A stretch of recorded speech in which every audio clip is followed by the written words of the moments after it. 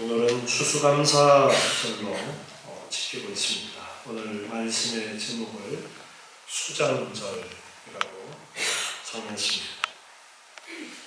구약에 보면은 반드시 지켜야 될 절기 중에서 특별히 1년에 3가지 절기 때는 성전 있는 곳으로 가서 절기를 지키도록 그렇게 명령하신 규례가 있습니다. 하나님께서 구약 시대 때에는 아브라함의 후손인 이삭과 야곱의 후손인 이스라엘이라는 한 민족을 택하셔서 하나님의 백성의 본보기를 보여주셨습니다. 그것이 구약의 역사입니다. 그래서 하나님의 백성들에게 어떤 놀라운 하나님의 은혜의 비밀이 있는가를 구약 성경을 통해서 이스라엘이라는 한 민족을 통해서 가르쳐 주신 것이 구약 성경입니다. 그래서 우리는 구약 성경을 통해서 이것은 이스라엘이라는 그 한 나라에 대한 이야기이다라고 그렇게만 생각하면 안 됩니다. 하나님의 백성들에게 주시는 하나님의 놀라운 메시지가 거기에 담겨져 있고 단지 하나의 본보기로서의 이스라엘을 말씀하고 있습니다. 구약 성경을 쭉 읽어보면 하나님의 백성, 구원받은 하나님의 백성으로서 이스라엘만 말하지 않습니다. 하나님께서 말씀하시면서 이스라엘을 말씀하시면서 또한 주변의 이방 나라들에 대한 구원에 대한 말씀도 계속해서 같이 하고 계신 것을 우리는 보게 됩니다. 이렇게 구약 성경을 통해서 하나님께서 말씀하셨는데 신약과 구약의 성경을 통틀어서 우리는 성경을 통해서 하나님께서 말씀하시고자 하시는 가장 핵심적인 것이 무엇이냐를 깨달을 수가 있는데 그것은 바로 예수 그리스도라는 것입니다. 그래서 구약에서 예수님에 대한 수많은 예언을 하고 있고 수많은 사인을 구약 성경에서 보여주고 있습니다.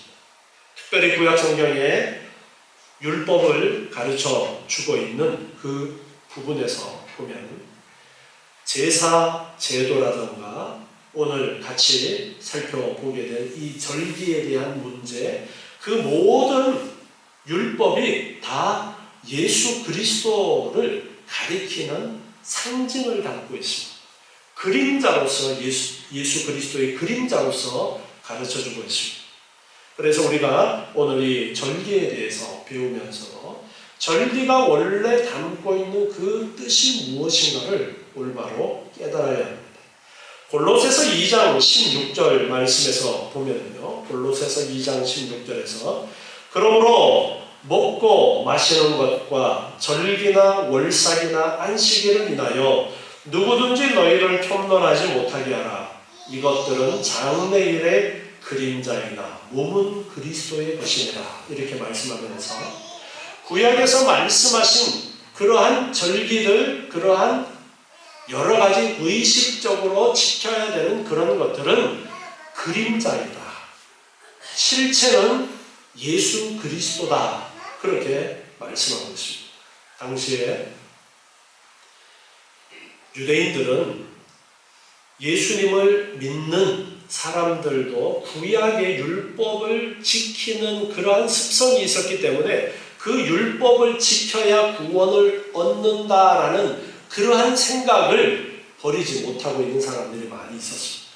반면에 교회 안에 함께 있던 이방인 개종자들은 율법에 대해서 전혀 알지 못하는 거예요. 그러니까 유대인 개종자들이 이방인 개종자들 보고서 야 너네 왜 율법을 안 지키냐 이렇게 트집을 잡게 되었던 것입니다. 그래서 사도 바울이 골로새 교회에 편지를 보내면서 지금 이 말씀을 하고 계신 겁니다. 구약의 여러 가지 그러한 규례들은 그림자이고 실체는 예수 그리스도다. 그러니까 예수 그리스도를 중심으로 한 그 실체를 바로 알아야 된다. 그렇게 말씀하고 있습니다. 우리가 추수감사절 그러면은 추수에 초점을 맞추어서 1년 동안 농사 지은 것에 대해서 풍성한 열매를 거두어 들인 것에 대해서만 초점을 맞추는 그러한 경향이 있습니다. 이것은 많은 부분을 놓쳐버리게 됩니다. 레위기 23장에 보면은 절기에 대해서 쭉 말씀하는 것이 나옵니다. 레위기 23장을 우리 한번 보시겠습니다. 첫 번째로 절기에 대해서 말씀하면서 23장 3절에 보면은 안식일에 대해서 말씀하는 것을 볼 수가 있습니다. 엿새 동안은 일할 것이요 일곱째 날은 쉴 안식일이니 성회라. 너희는 무슨 일이든지 하지 말라. 이는 너희 거하는 각 처에서 지킬 여호와의 안식일이니라. 이렇게 말씀하면서 안식일을 말씀하십니다. 창조 이후에 안식일을 명령하셨는데 다시 한번 안식일을 강조하는 것입니다. 7일이라는 주기로 하루는 하나님께서 특별히 구별하신 날이니까 그 날은 전적으로 하나님께 초점을 맞추면서 일상적인 일들을 내려놓고 하나님께 초점을 맞추면서 살아라. 이것이 창조 때부터 명령하신 것인데 출애굽한 이스라엘 백성들에게 다시 한번 강조하시면서 첫 번째로 안식일을 강조하고 있습니다. 이 안식일은 예수 그리스도의 실체로서 보면은 무엇인가 하면 예수님의 부활하신 날이 안식일이기 때문에 부활을 기억하도록 하시는 귀한 비밀이 이 안식일 속에 숨겨져 있습니다. 두 번째로 5절부터 보면은 6월절에 대해서 말씀하시는데요. 정월 14일 유대인들의 달력으로 1월 14일 출애굽할 때에 그때를 1월로 해서 1월 14일 저녁은 여호와의 6월절이요 이달 15일은 여호와의 무교절이니 7일 동안 너희는 무교병을 먹고 첫날에는 성회로 모이고 아무 노동도 하지 말지며 7일 동안 여호와께 화제를 드리고 7일에도 성회로 모이고 아무 노동도 하지 말라. 이렇게 6월절에 대해서 말씀하십니다.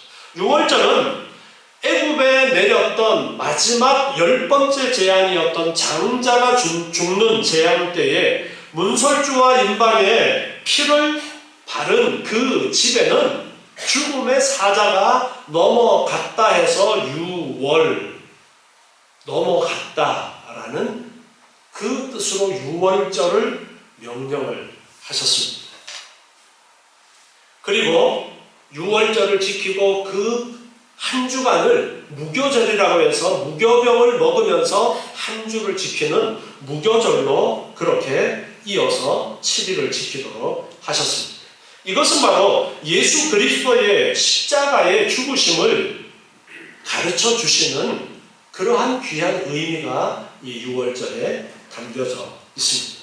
그리고 6월절 이후에 첫 안식일, 그러니까 무교절을 지키고 다가오는 첫 안식일 다음 날, 그러니까 오늘날로 따지면은 주일날이 되어지는데요.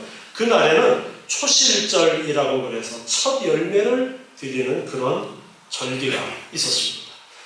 레위기 23장 10절에 보면은요, 이스라엘 자손에게 구하여 이르라. 너희는 내가 너희에게 주는 땅에 들어가서 가나안 땅에 들어가서 너희의 곡물을 거둘 때에 위선 너희의 곡물의 첫 이삭 한 단을 제사장에게로 가져갈 것이요. 가나안 땅에 들어가면 처음 농사 지을 때 농사 지어서 거두는 첫 번째 단을 제사장에게 가져오라는 겁니다.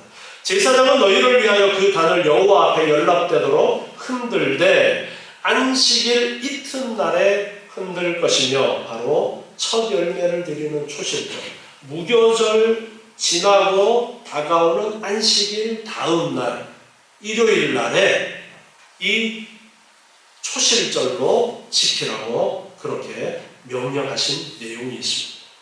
구약에서는 초실절로 지켰지만 이 초실절은 우리가 부활절에 배웠죠. 바로 첫 열매가 되시는, 부활의 첫 열매가 되시는 예수님의 부활의 사건을 가르쳐 주는 그러한 것이 여기에 담겨져 있다 했습니다. 그래서 6월절에 예수님이 십자가에서 죽으시고 그리고 이 첫 열매를 드리는 초실절에 예수님께서 부활하셨어요. 날짜가 딱 맞게 하나님께서 그렇게 섭리를 하셨던 겁니다.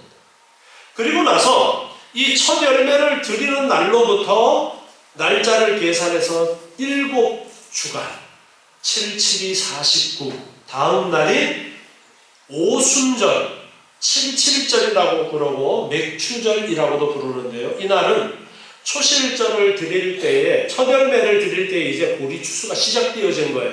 추수가 시작되어질 때 첫 달은 먼저 첫 열매로 드리고 추수를 하고 추수를 마치고 나서 50일째 되는 날 보리를 거두어 드린 그 기념으로 맥추절이라는 별명도 붙어 있지만 50일째라고 해서 오순절이라고도 부르고요. 또한 7주간이 지났다고 해서 77절이라고도 불러요. 이렇게 77절을 지켜라, 맥추절을 지켜라, 오순절을 지켜라 그렇게 말씀하셨습니다. 레위기 23장 15절에 보면요. 안식일 이튿날 곧 너희가 요제로 단을 가져온 날부터 세워서 7안식일의 수요를 채우고 7안식일 이튿날까지 합 50일을 계수해서 새 소제를 여호와께 드리되 이렇게 말씀하면서 오순절 77절 맥추절을 지키라고 그렇게 말씀하셨습니다. 이 77절 오순절에 신약에 어떤 사건이 있느냐면 오순절 성령이 임하시는 사건이 이 오순절에 있게 됩니다. 그래서 이 77절 오순절은 성령을 보내주실 것에 대한 그림자로 구약에서 가르쳐 주신 것이 오순절이고 77절이고 맥추절이다 라는 것을 우리가 깨닫게 되어집니다.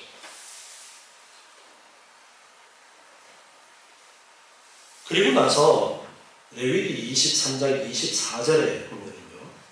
다음으로 1년 중 절기가 말씀하시는 것이 있는데요. 이스라엘 자손에게 구하여 이르라 7월. 자, 6월절은 몇 월에 지켰어요? 1월 달에 지켰죠. 이스라엘의 달력으로 1월 달에.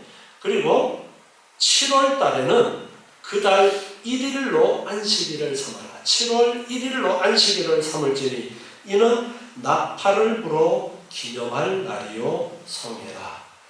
7월 1일에는 나팔을 불어라 말씀하십니다. 이것이 나팔절이라고 그렇게 부르는 날이에요.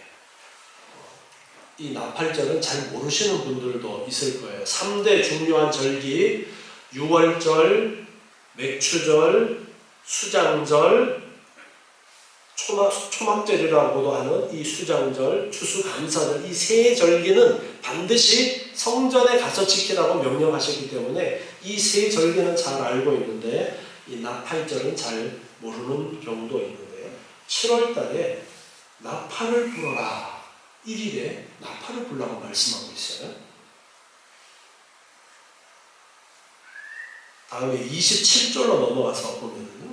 7월 10일은 속죄일이니 7월 1일에 나팔을 불고 7월 10일은 속죄일이에요. 너희에게 성회라. 너희는 스스로 괴롭게 하여 여호와께 화제를 드리고 이날에는 아무 일도 하지 말 것을 너희를 위하여 너희 하나님 여호와 앞에 속죄할 속죄일이 됨이니라. 아멘. 구약에서는 이 속죄일에 어떤 일을 했었느냐면요. 대제사장이 1년에 한 번씩 지성소에 들어가는 날이었어요. 지성소에는 1년에 한 번씩 대제사장만이 그리고 반드시 피를 가지고 들어갈 수 있었는데 그 들어가는 날이 바로 속죄일이었어요. 그만큼 속죄일의 의미도 큰 의미를 가지고 있는데요. 하나님 앞에 회개하는 그러한 특별한 날이 1년에 특별히 정해준 날이 7월 10일 속죄일인 거예요. 1일에는 나팔을 불고 10일에는 속죄를 하고 그리고 나서 지키는 절기가 레위기 23장 34절에 보면은요. 이스라엘 자손의 과에 이르라 7월 15일은 초막절이니 여호와를 위하여 7일 동안 지킬 것이다. 7월 15일 우리나라 추석이 언제예요? 8월 15일이죠. 예. 추석이란 날짜는 같고 달만 달라요. 이 이스라엘 백성들에게 이 절기를 말씀하신 이때에도 음력이었습니다. 양력이 아니고 달을 주기로 하는 음력 때였는데 우리나라 추석이랑 너무나 이 이미지가 아주 비슷한 그런 건데 7월 15일에 지키도록 그렇게 말씀하신 이 초막절은 가을의 모든 것들을 다 거두어 드리고 지키는 절기가 바로 이 초막절입니다. 그리고 이 절기의 다른 이름은 수장절이라고 그렇게 부르기도 합니다. 39절에 보면요, 너희가 토지 소산 거두기를 마치거든 7월 15일부터 7일 동안 여호와의 절기를 지키되 첫날에도 안식하고 제8일에도 안식할 것이며 한 주 동안 그렇게 절기를 지키도록 말씀하셨어요. 초막을 짓고 지켰기 때문에 초막절이라는 별명이 주어졌던 것입니다. 42절에 보면 너희는 7일 동안 초막에 거하되 이스라엘에서 난 자는 다 초막에 거할지니 이는 내가 이스라엘 자손을 애굽 땅에서 인도하여 내던 때에 초막에 거하게 한 줄을 너희 대대로 알게 함이니라. 나는 너희 하나님 여호와니라. 자, 레위기 23장에서 특별히 유월절과 맥추절과 이 수장절을 말씀하시면서 무엇을 기억하도록 하기 위해서 이 절기를 지키라고 그렇게 말씀을 하셨느냐면은 애굽에서 나온 그 날을 그 사건을 잊지 않도록 하기 위해서 이 절기를 지키도록 가르쳐 주셨어요. 자, 절기를 지키는 주기가 어떻게 됩니까? 1년입니다. 1년을 주기로 이 절기들을 지키면서 애굽에서 하나님께서 그들을 이끌어서 약속의 땅 가나안에 들어가게 하신 그것을 기억하도록 매년 반복해서 가르쳐 주시는 거예요. 이 매년 반복해서 절기를 가르쳐 주시는 것은 후대들에게 교육하는 아주 중요한 의미가 있습니다. 매년 그 절기를 지킴으로써 자녀들이 자연스럽게 그 절기가 무엇인지 물어보게 되고 그 절기에 대해서 의미를 기억하게 되고 그리고 출애굽의 사건을 알게 되고 출애굽이 도대체 그럼 뭐예요? 물으면서 출애굽의 사건에 대한 이야기가 계속 입에서 입으로 가르쳐져서 전달이 되는 그런 효과가 있는 것입니다. 하나님께서 택한 백성을 구원하시는 그 구원의 놀라운 그 뜻이 그대로 전달되도록 그렇게 하신 것입니다. 신명기 16장 13절에서는 너희 타작마당과 포도주출의 소출을 수장한 후에 7일 동안 초막절을 지키라 라고 그렇게 말씀하시고 있습니다. 그래서 수장절이라고 별명이 또 이 추수절기에 붙게 되는 것입니다.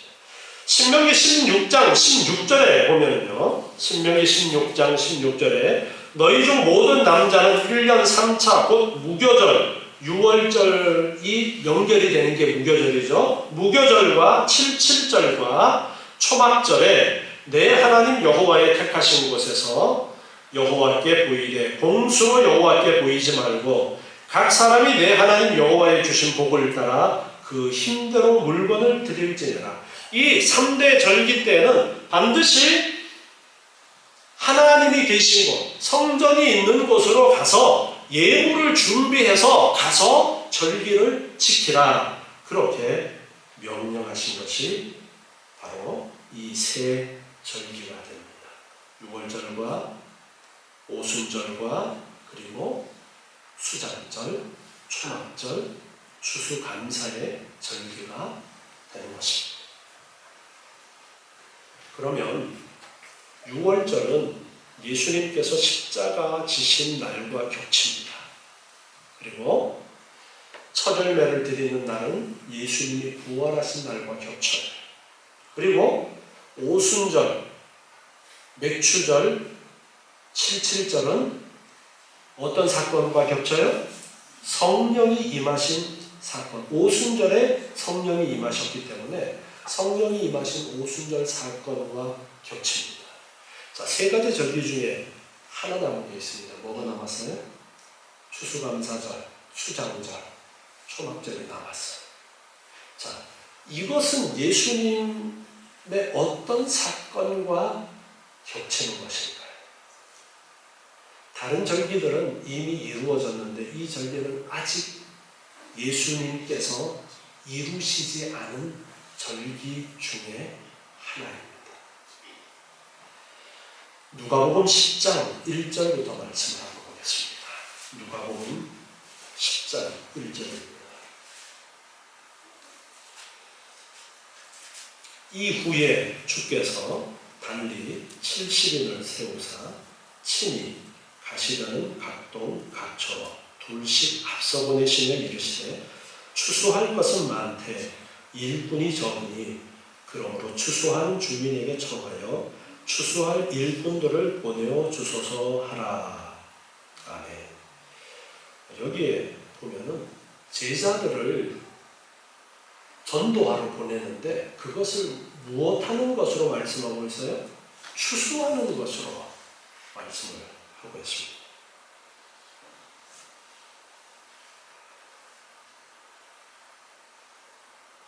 오늘 추수감사절과 연결시켜서 한번 생각해 보세요.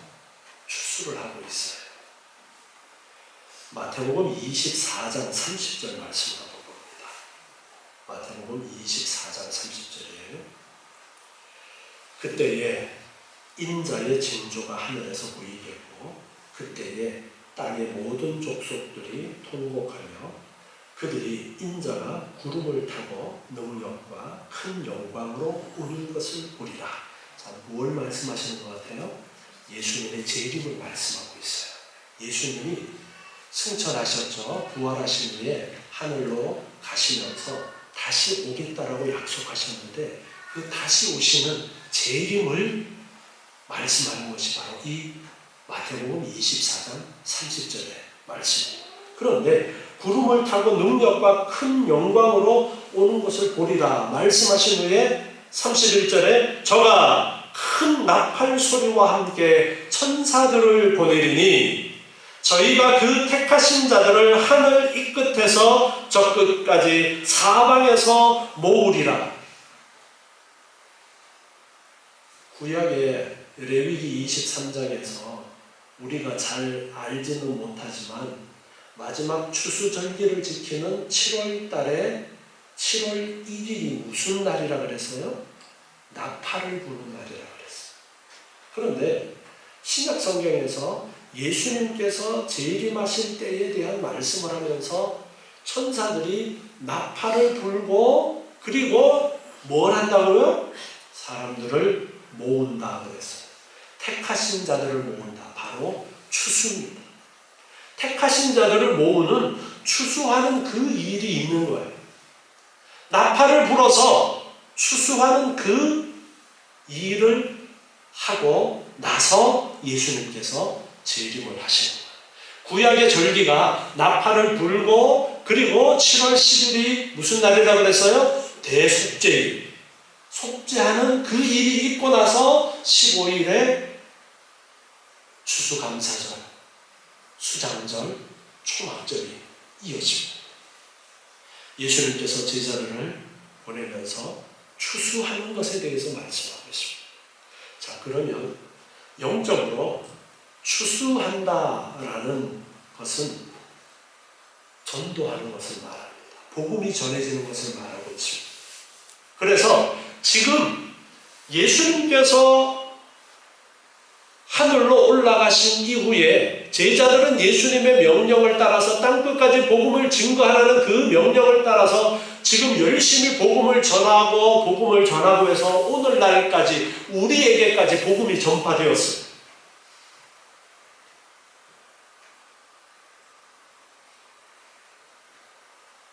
무슨 사건만 남았느냐? 예수님이 다시 오신 일만 남았어요. 나팔을 불고, 나팔을 분다라는 것은 나팔의 가장 중요한 기능은 알리는 거예요. 알리는 거. 소리가 아주 크고 멀리 울리는 그런 나팔을 불어서 전쟁 때에도 전쟁의 신호를 하는 것이 이 나팔이 하는 것이고, 나팔의 용도가 알리는 그런 용도입니다. 우리나라에도 전국적으로 사이렌이 설치되어 있죠. 그래서 민방위 훈련하면 엥 하고 울잖아요. 그게 옛날의 나팔과 같은 기능을 하는 건데 알리는 거예요. 바로 복음이 전 세계로 퍼져나가는 것을 의미하는 것이다. 그렇게 볼 수 있습니다. 나팔을 불고 택한 자들을 모으는 그 일이 지금 이 시대에 우리가 감당해야 될 일인데, 그 일을 하고 나서 예수님께서 다시 오시는 재림이 있게 되었습니다. 그래서 이 추수 감사의 이 절기는 예수님께서 재림하신 이후에 하나님의 나라의 알곡들이 차곡차곡 쌓이는, 하나님의 나라가 이 땅에 임하는 그때를 가르쳐 주는 것이 바로 이 추수감사절이고 수장절이라고 할 수가 있습니다. 데살로니가전서 4장 16절에 보면요, 데살로니가전서 4장 16절에 주께서 호령과 천사장의 소리와 하나님의 나팔로 친히 하늘로조차 강림하시리니 그리스도 안에서 죽은 자들이 먼저 일어나고, 이렇게 말씀하면서 나팔 소리와 함께 주님이 임하실 것에 대해서 말씀하고 있습니다.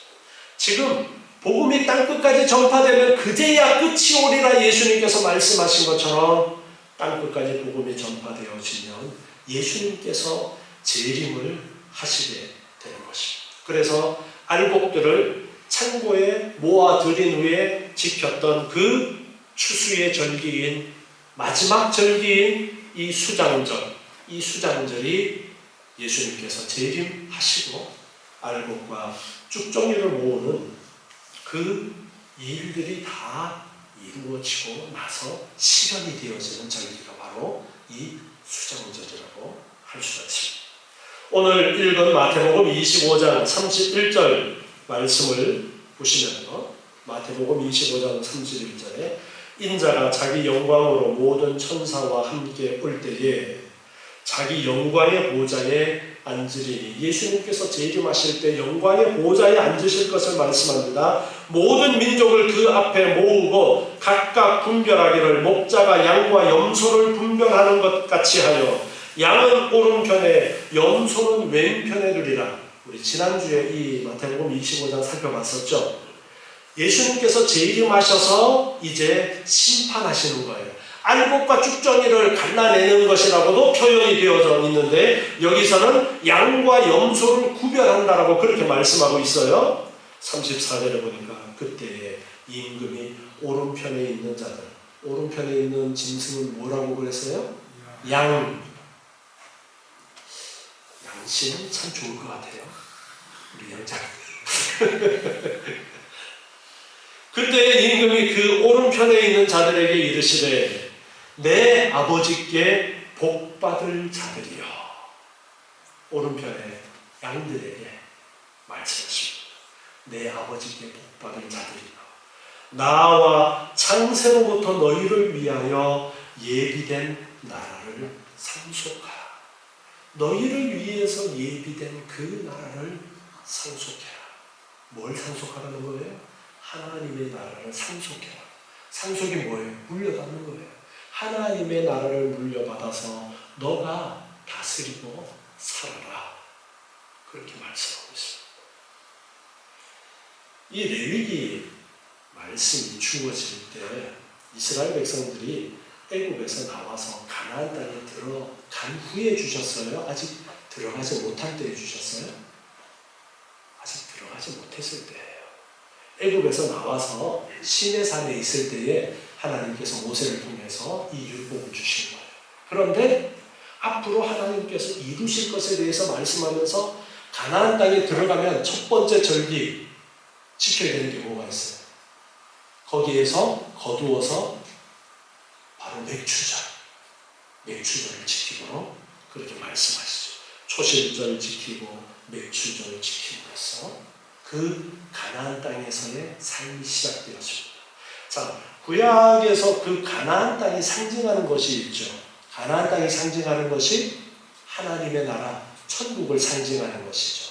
애국이 상징하는 것은 세상을 상징하면서 하나님께서 멸망받을 세상에서 구원해서 약속의 땅 가나안 땅에 들어가게 하신 구약의 그 역사가 바로 세상 가운데서 하나님의 택한 백성들을 건져내어서 예수 그리스도의 대속의 피로 구속하셔서 하나님의 나라에 들어가게 하신다라는 것을 가르쳐 주시는 거예요.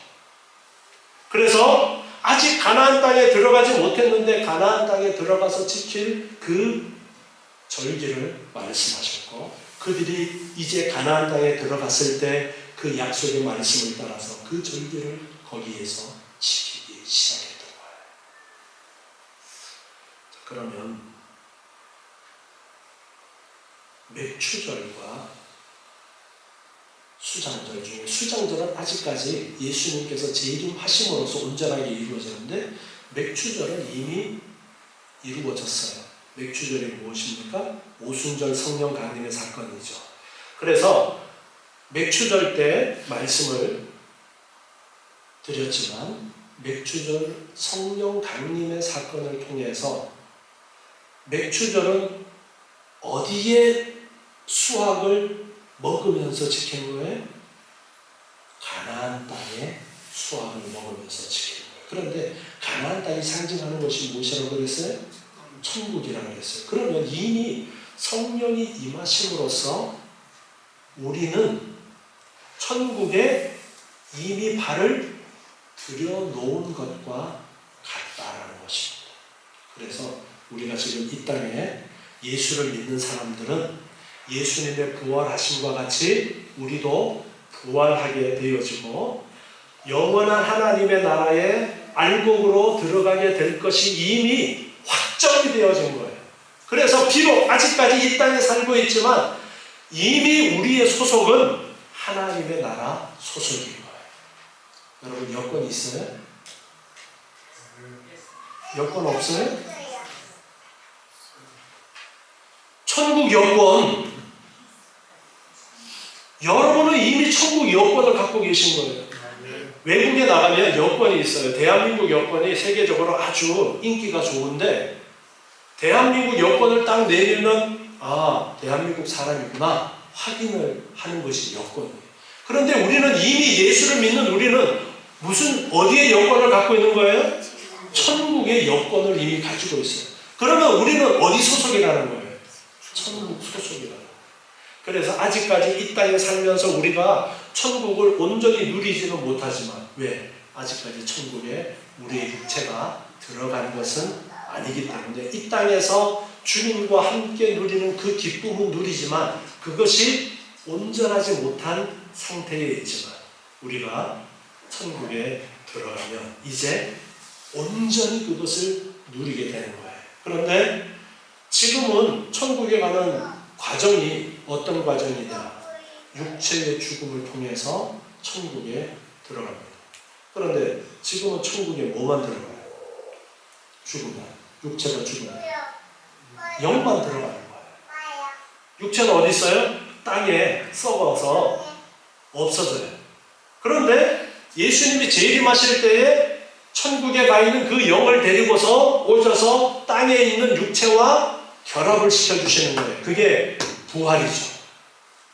그래서 이 부활한 육체와 영을 가지고 하나님의 나라에서 온전히 누리는 게 수장절이라는 거예요.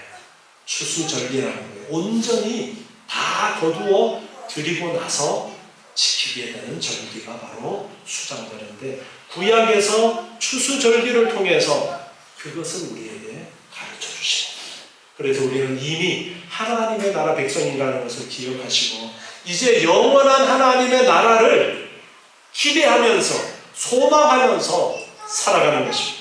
그래서 우리는 천국을 소망하면서 천국 백성이기 때문에 이 땅에 사는 날 동안 우리의 삶은 이 땅에 목표가 있어서는 안 돼요. 우리의 목표는 하나님의 나라의 목표를 두고 이 땅에서 살아가는 것입니다. 그래서 이 땅에 썩어질 것, 없어질 것에 우리의 욕심의 목적이 있는 것이 아니라 영원한 하나님의 나라에 우리의 욕심의 목적을 두고서 하나님의 영광을 위해서 내가 어떻게 살아갈 것인가, 내가 하늘나라 백성으로서 예수 그리스도로 구원받은 자로서 이 땅에서 어떻게 살아갈 것인가, 마지막 우리에게 부여된 사명인 나팔을 불어라, 땅끝까지 복음을 증거해라, 추수하라라는 이 명령을 따라 우리가 어떻게 복음을 전하면서 살아갈 것인가를 고민하면서 주님의 그 나라에서 하나님의 나라를 상속받아서 그 나라를 다스리면서 살 것을